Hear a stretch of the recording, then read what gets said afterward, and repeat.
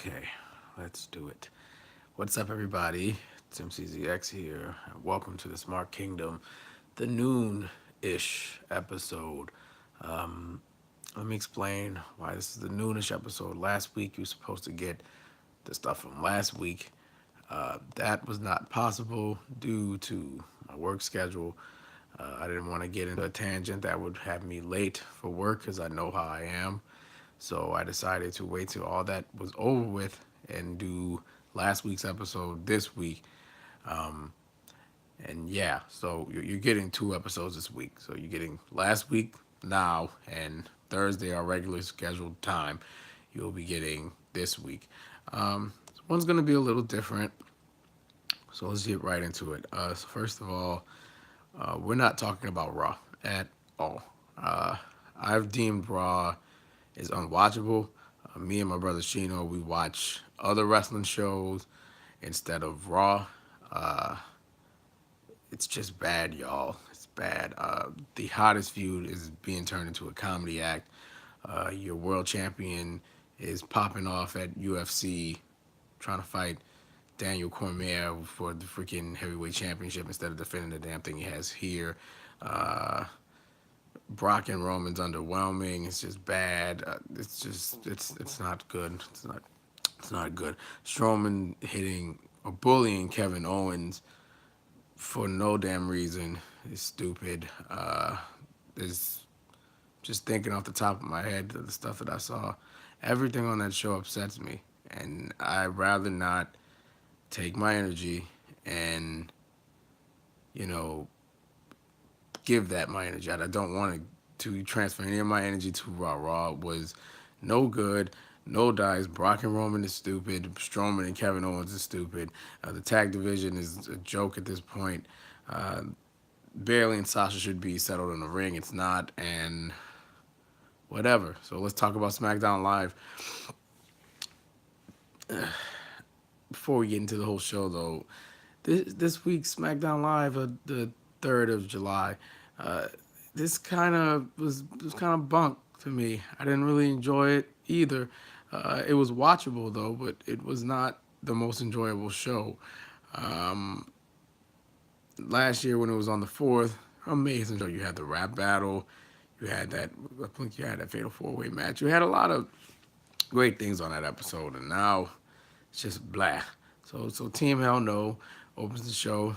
D. Bry, brings up the past, like the last time they're in the ring. And if you don't remember, Kane tombstone Daniel Bryan like 3 times. Also screwing up the neck injury. I'm sorry, ruining the neck a little bit more for that injury. So I enjoyed all the continuity callbacks. Um, but this being Team Hell No, the boys have to argue because Kane was on some positive, peaceful, hey, that's all in the past. I'm here for you now. But you got to argue. So the new argument now is Kane has always had Daniel Bryan's back. And Daniel Bryan's like, no, you have not. And Kane's like, yes, I have. And back and forth till the Usos come out. And they do a reference to Sweet Beats from Talking Smack, which was awesome. And they make this point that they don't deserve a tag team championship opportunity just because they hugged. So the Usos hugged 4 times, and they're like, "Hey, we deserve a tag team opportunity. Why not 4 tag team opportunities?" Um, so much for that Sanity feud, right? I guess Sanity does whatever now. It must have been a one-off. Paige announces the Usos versus Team Hell No for the SmackDown. I'm sorry, the Smack Team Tag Championships. That's Paige's words, not mine. And if the Usos win, it becomes a triple threat. Yeah, so that's a thing. So we go to Jeff Hardy, whose eyes are open with the red, white, and blue face paint. And he's having an open challenge, and it's against The Miz. And during this match, me and my brother were just throwing out ideas for shows and other things to do. So we didn't really watch the match. Uh, it wasn't like a terrible match or anything. It's like it's not a feud I'm looking forward to. I guess when someone gets injured, you have to change things on the fly. It kind of messes up the momentum for the next pay per view. So Jeff Hardy defeated The Miz. Cool. Sanity Where is sanity? They're nowhere to be found, right? So we have the pancake surprise thing with the New Day, which I was like, is this about to be a rap battle or is the New Day about to break up? Because one of the two things is going to happen. This is the one segment that does not fit with the other segments, and they come out, do the pancake thing, and Booyakasha. Sanity comes out and beats the crap out of the New Day. Starting, I guess Sanity's first official feud. I'm good with this. I'm completely okay with this. If we're gonna have a 3v3 feud, this is the perfect start for them. Hopefully, some way, shape, or form. I don't want the New Day to break up, but this leads to some cracks in the New Day. Yeah, we're about to get to that. What's up, Tommaso? We're about to get to that, bro. Uh, yeah. Oscar versus Ellsworth was a terrible intergender match. That was not good. Ended like a WCW match. Just a count out and someone got punched. So let's not talk about that because the more we talk about Oscar not being in the spot she should be in, pisses me off. Thanks a lot, Charlotte. Thanks. AJ Styles taps out Aiden in a one-on-one match, and Rusev attacks AJ and puts him in the accolade. And then Team Hell No wins via DQ thanks to the bludgeons. Whatever. Yes, chance. Yes, chance. Underwhelming. I actually, Tommaso, I love intergender matches. You should look up this show called, uh, oh my God. Oh my God. It was during WrestleMania weekend. Uh, my brother Shino knows exactly what it's called. I think it's called Lit Up. And they had like these great matches like Deanna Purrazzo versus Matt Riddle. Um, Team Pog versus the LAX, not the old LAX, but the new LAX. It was nice. Good show. All right, let's get to the obvious winner of this week, 205 Live. My boys. Talking about a roller freaking coaster. I mean WWE's in it. Oh, yeah. WWE's in gender matches kind of butt. They used to be cool, but they're butt now. 205 Live is, if you're not watching it, what are you doing? You are missing out on a treat that WWE is giving you. Um, and I don't understand why you wouldn't want to watch it.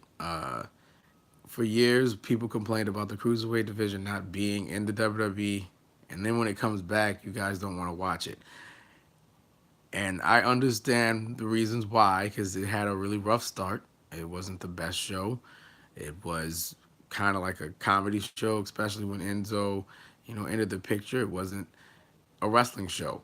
But now it's a wrestling show. It's exactly what you guys wanted for years, and still no one's watching. The crowd was kind of dead, but besides that, the rest of the show was great. TJP had an open challenge, and I believe Noam Dar comes back, and he just beats the crap out of TJP and squashes him. Like, I want to say 23 seconds. And that was it. Just boom. That's it. Also, we had Akira Tozawa in a squash match, but Leo Rush was like, scouting him. And I don't know about y'all. I like Leo Rush as a person, but that voice he had on that Tuesday episode was so annoying as hell. I could not deal with it. Yeah, Noam dropped weight. I mean, what else can you do when you can barely walk around? Sure, just get more shredded. So, yeah, Akira Tozawa is probably going to feud with Leo Rush. I like the fact that Leo Rush is playing his cocky character, but that voice is super annoying, and I think he's doing that on purpose because he doesn't talk like that in real life. At Access, he sounded very normal, but 205 Live is super exaggerated, so cool. It's like if you took Enzo's character and gave it wrestling persona, you get Leo Rush because he could actually back up the stuff he says instead of just eh. So, yeah, I think he does. He just does. Then we come to the grand finale, which was Buddy Murphy versus Mustafa Ali, the feud that never ends. Yeah, he says Leo Rush. I'm like, why you say it like that? Mustafa Ali, Buddy Murphy. Listen, words. I don't have enough words to say about this match. All I'm going to say is you watch it, enjoy it, give it the 5 stars it deserves, because there were so many spots in this damn match. And my memory at the moment, it's not hazy, but it's just going everywhere right now. That match, freaking amazing. It showcases why 205 Live should be featured on Monday Night Raw, at least in one segment. And it needs to have time with those segments. It can't just be a 6-man tag match promoting 205 Live. It has to be a showcase like Ali and Murphy, maybe a 4-star showcase, not even a 5-star one, but something that will get the people interested to stay when they go see 205 Live and SmackDown Live, because it's a travesty that this freaking show is not even on Extreme Rules. It's like they're treating it like the redheaded stepchild. It's like, oh, you don't get to be invited, but we'll give you some things. It's not fair. I think the Cedric and Hideo match should be on Extreme Rules if you give it time. Um, I don't know why we're not putting 205 Live on any pay-per-views anymore. It's not like it's a rogue program. It's under the WWE banner. And yeah, I'm curious with Mustafa winning, where does it take him? Because the only top heel is Gulak, and they fought. Well, the Murphy Ali feud is probably not over. This is the feud that never ends, and I think we'll probably get a WrestleMania rematch sometime down the line with uh, Alexander and Ali. That is if Alexander can beat Hideo Itami. But back to my point, I feel like 205 Live should be on the pay-per-views. 205 Live should be promoted. And if it's not going to be on Raw, it has a perfect spot on SmackDown, because SmackDown's a wrestling show. And I don't understand why SmackDown can't promote 205 Live. They're on the same night. They are recorded the same night. You can have just a fourth match that's not going to be on 205 Live. Give the guys something to do. Have like Gulak and whatever have a match, or have Cedric and Hideo have like a little promo or something, or just showcase the cruiserweights on SmackDown so the people will stay and see that holy shit that the cruiserweights are amazing. We we paid for these tickets. We need to stay for the whole show. We saw Daniel Bryan. We saw the Randy Ortons. We saw the Miz's and everything. But now I want to be interested in these new guys. And I think they should do that for SmackDown, at least after SummerSlam. Because now we know they're not going to change anything. But after SummerSlam's over, SmackDown should be promoting 205 Live like as a part of the show. And yeah, it has to be like either a small segment or a decent ass match to keep the crowd watching, so we can see who are the top stars on that show. Because you're just showing me two guys who aren't the top stars, and they put on like a 3.5 or 4-star match. Uh, we're gonna have to sit through 205 Live and see, oh, what's the 5-star matches look like on this show? What does it look like when the chains are completely off? But 205 Live was amazing. Please watch Bloody Murphy and Ali. It would be a tragedy if I didn't speak on it, but you guys gotta watch that. And finally, NXT. Sorry for snorting. Um, so Santana Garrett is on the show, and I hope that's a good thing, because she's been in the NXT before. But I hope Santana Garrett is getting signed, because that woman deserves to be on NXT. She busts her ass everywhere she goes and puts on classic matches, and it's a crime that NXT does not have her under their banner. But Dakota Kai, the big dog, the biggest of the dogs, NL boys. Dakota Kai defeats Santana. Very good match. The big dog is rising again. Everyone should be worried because Shayna, the big dog, got her confidence back. The big dog. Moving forward, the Mighty attacked Tucker Knight while he's working out and talking about grilling.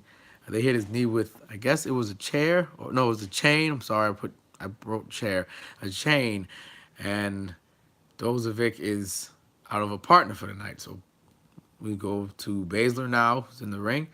She says, no matter how many times you ask the question, the outcome will remain the same. Baze says she is the reason there's a second Million Classic. Sick burn on Candice LeRae about her taking care of a crazy husband. Um, and yeah, Shayna's just got this confidence now. And I really think if she keeps at it, she's gonna have the whole package. Because I think before Shayna couldn't talk. She could cut a promo, but it wasn't like WWE level promo. But now I can tell it's there, and she's got that it factor. So if she ever shows up on the main roster, she's gonna be the best bully character, the best bully heel possible. I love Shayna right now. I've always loved Shayna. It's not no bandwagon ish for me. I love Shayna Baszler. She's amazing. Danny Burch updates us on Orny Loken, but Undisputed Era interrupt, and they say they're invoking their rematch clause. So that's a thing. And Burch challenges Cole next week, and Cole laughs it off like, "Oh, really? You want to fight me? Well, okay." I kind of feel like Burch is going to beat Cole next week. Well, this week. So, yeah. Black versus. Do we say his name? I mean, the man who shall not be named in 3 weeks. It's going to happen. I guess we have to do some sort of championship match before SummerSlam. The Mighty defeat Dozer in a handicap match. It was a great effort by Dozer because I didn't think the big man was going to do things. But I like, hold on, I like Thorne and Miller. But for this new heel persona to work, they need new themes. The Jackets are okay, but I can kind of see them as a British invasion kind of team. Well, I would agree, but they're Australian, so they the British invasion thing wouldn't work. Uh, I kind of like it. The theme is kind of epic for them. I don't want them to change the theme.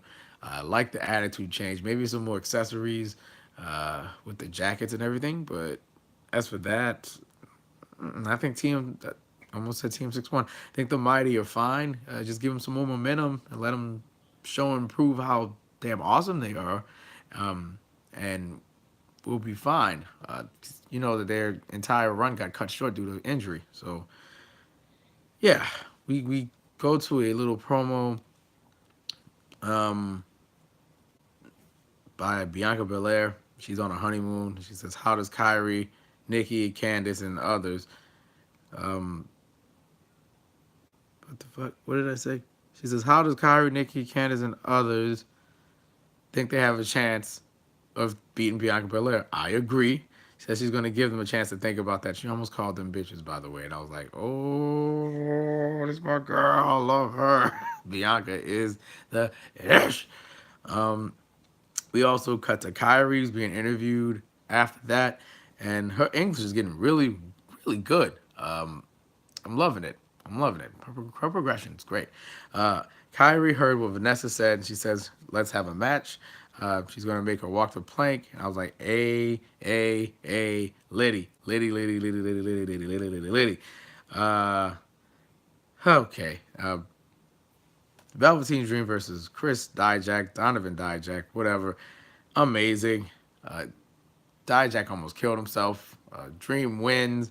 But I need more Chris Dijak on NXT TV. If he's not joining Undisputed Era, he needs to be doing something. Stop putting him on house shows. Put him on TV. He is ready. He's ready. And finally, our main event is Gargano versus EC3. But